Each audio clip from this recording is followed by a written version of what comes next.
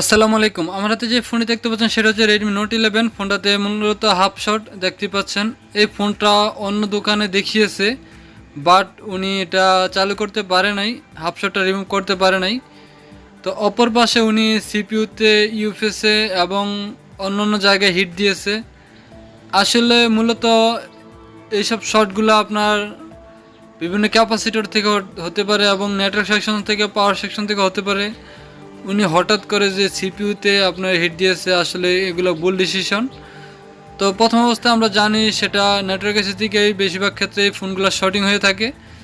তো আমরা নেটওয়ার্ক আইসির পাশটা ভালো করে কেটে নিব, কেটে নিয়ে নেটওয়ার্ক আইসিটা রিমুভ করে দেখব যে আসলে শর্টিংটা যায় কি না, এবং ভালো করে ফাইন্ড আউট করব যে আসলে মূলত শর্টিংটা কোথায় থেকে আসছে।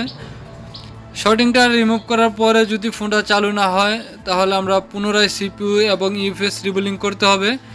কারণ যদি সিপিইউ এবং ইউএফএসে ওভারহিটিং দিয়ে থাকে, তাহলে ভিতরে যেই বলগুলো আছে, বলগুলা একসাথে জড়িত হয়ে যাবে এবং ফোনগুলা ডেড অবস্থায় থাকবে।